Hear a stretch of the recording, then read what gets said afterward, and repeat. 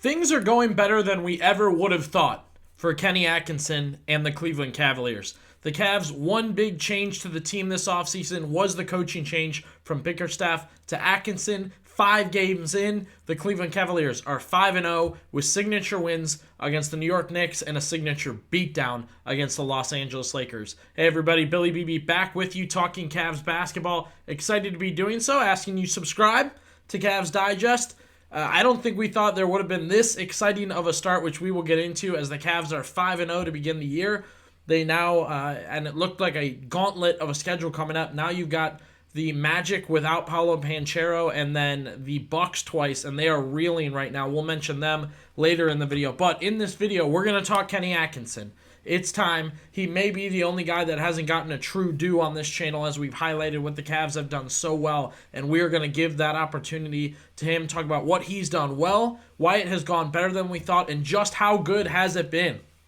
5-0 speaks for itself, right? We're going to show you the numbers that go along with that. Excited to do that here on Cavs Digest, and that's what we're going to do all season long, so be sure to subscribe. Drop down in the comments. What do you think with Kenny Atkinson? What's been your favorite part about him so far? What do you see on the floor? What do you see off the floor? What do you see in the stats?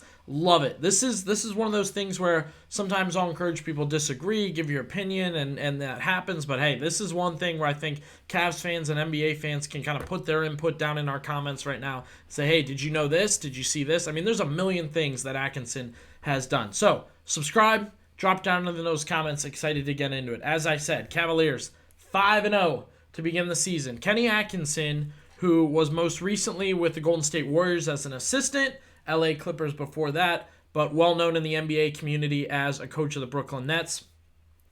Not a developer of young talent, but taking talented younger players to another level. Okay, and I do think there's a difference. We're also going to discuss JB Bickerstaff a little bit towards the end of this video. Atkinson knows how to get the best out of players at this point. That's what we are learning. Not just young players, but players. Karis LeVert's playing well. Jarrett Allen's playing well. Dean Wade, just a little bit of a struggle shooting, but Atkinson makes that decision to go with Wade instead of Okoro or even Merrill in the starting lineups, and it seems to be paying off for a Cavaliers group that, again, very much likes their head coach. We'll jump into that. But Cavs change from Bickerstaff, who is what I just mentioned, a developer of young talent, raw guys trying to find their way in the NBA, trying to figure out how to act on a daily basis. Maybe they're nervous. They don't know what's going on. Trying to bring those guys along. He did it for Houston at a certain point, and then when Houston thought they had another level, out Bickerstaff went, in came Mike D'Antoni.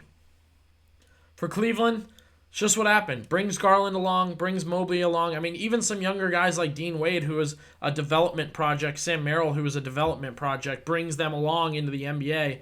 And hey, Cavs have another level to reach. Now the question is, could they reach it with Kenny Atkinson? And we're just 5 games in, but hey, it wouldn't be any fun if we're not discussing and getting hyped about a 5-0 start. Kirk Goldsberry. If you don't know Kirk Goldsberry, this is a prime stat analytics guy in the NBA community. Adam Silver, after Kirk Goldsberry wrote his book about the three-point revolution in the NBA, asked Goldsberry to come and speak to NBA people, GMs, owners, league officials, trends. I mean, they wanted to know what was happening and what works, and Goldsberry did that. So here's his efficiency landscape as the season has begun, and the comment he'd put on Twitter is, notice anything? And it was that, hey, those supposed super teams, those big dogs aren't the ones in front. It's a couple teams you didn't expect in Golden State and Cleveland. And again, Atkinson was just in Golden State. Cavs number one offense and number 3 defense. They have a +2 net. Thunder +3 net, 23rd overall on offense. They have the number 1 defense in the NBA. And I think that offense should improve. I can't believe they have the 23rd ranked offense for the Cavaliers. Top 5 in 2 categories. That's electric. And I think it's funny if you look, you got Shai Gilgeous. I don't even know who that is for the Warriors, to be honest. That might be the center, the Poga. I can't remember his name. And then the Cavs, he goes with Atkinson.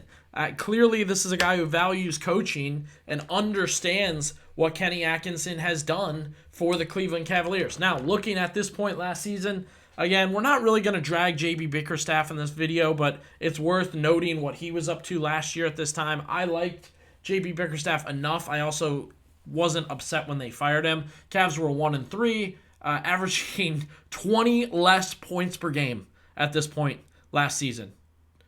I came into the year and did not think there were enough mouths to feed on this team. You're talking about Evan Mobley doing this. Donovan Mitchell is always going to do what he does. Jarrett Allen's always going to do what he does. We got to get Garland back on track. I like Carousel. I mean, there were so many things Atkinson was talking about making happen.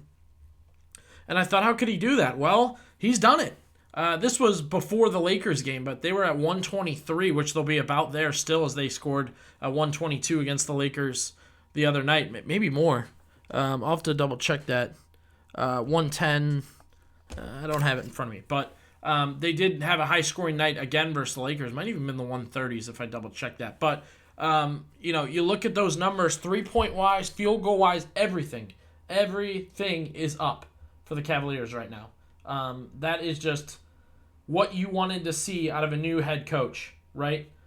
Bickerstaff out. You got to see some 134, 110 Cavs Lakers the other night. So that's going to go up a few more points. But Atkinson, just terrific at that head coach helm. We did a video about can he make the difference? How much of a difference can he make? And I talked with Kenny Rhoda, and he said he better make the difference. It's all they changed. It's the only thing they really wanted to do different. This is not your casual NBA bench coach who everybody's hyping up. This is a guy who is coaching the French national team. This is a guy who's been on multiple winning teams in championship pedigree, high-level teams. I mean, Cavs fans love Tyronn Lue, right? He's working with Tyronn Lue. At a certain point, the Cavs fans feared the Warriors. They feared Steve Kerr. Worked with Steve Kerr. This is a guy really we should have hyped up his resume a little more. I know a lot of people were excited about him and excited about the things he was talking about. I had broken down a lot of the things I felt he was going to do. But, man, he's been really, really good.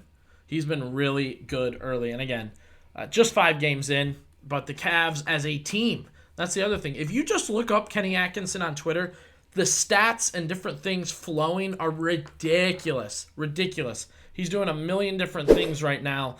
And you look again, Karis LeVert's playing at a 6-man of the year level. I know Ben Rogers noted that the other day, and the other stats, the plus 91 point differential, just crazy stuff. Crazy stuff right now from a really good coach. And again, the Cavaliers number 1 in offense, number 3 in defense. So he's utilizing the full team on both ends of the floor.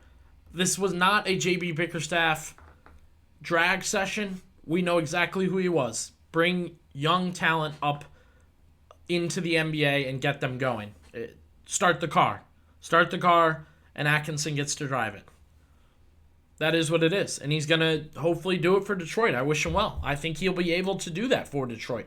But as far as Atkinson goes, drop down in the comments. Is this better than you thought? Is this exactly where you thought the Cavaliers would be with him? And I'm interested to hear, what has been the best part for you as a fan? What do you think he's done the most? Is it the utilization of Mobley, both big men? Donovan Mitchell has yet to play 35 minutes. Is it the lineups? Is that what Atkinson has done best? Or is it just a new culture? Is it in-game adjustments? Drop down in the comments and be sure to subscribe to Cavs Digest.